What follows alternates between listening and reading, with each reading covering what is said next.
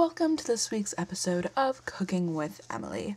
Today we will be making a simple omelet. Alright, so to make a omelet the Emily way, first you start with your eggs. And I use 2 eggs because that's how many eggs I use. You whisk the eggs with a fork until they're nice and whisked, and then I add a little bit of milk because that's what my mom told me to do. And in my omelet, I'm going to have cheese and tomato. So you take your tomato and you cut a little slice and chop it up.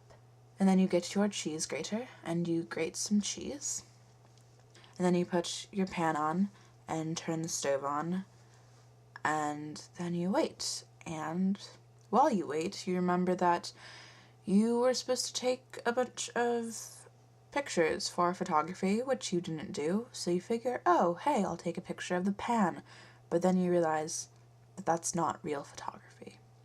So once the pan is nice and heated up, and you have sufficiently oiled or buttered it, you pour the eggs in, which are all whisked, and then you wait for about a minute, and then you take your spatula, and you put your condiments on, tomatoes and cheese for me, and then you wait for it to cook.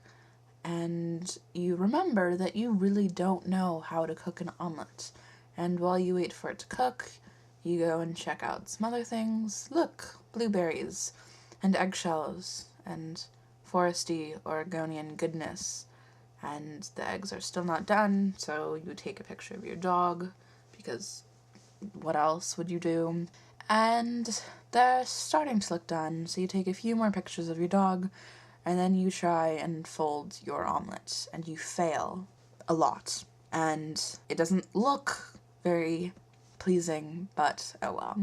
And then you put your stuff in the sink, and you remember that you have to now clean up, which sucks, and then you go and put the plate at the table, and you see that you have a message, so you go listen to it and realize that you have school registration the next day and get freaked out about that, but then you remember the blueberries and the dog, and then you try and pour a drink with one hand, which is not your dominant hand, and you end up with spilt, but then you clean it up and you end up with a nice glass of juice, and then you get a fork and then you eat your omelet. And so you take a forkful and you bring it closer and closer and closer to your mouth, and you eat it, and then the fork is now empty, and then you put a blueberry on and you eat the blueberry, and then you take a sip of your drink and it's good.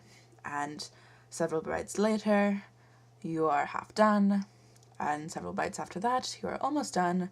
You take a picture of your dog, you finish your omelet, and now you're left with an empty plate and good times to be had.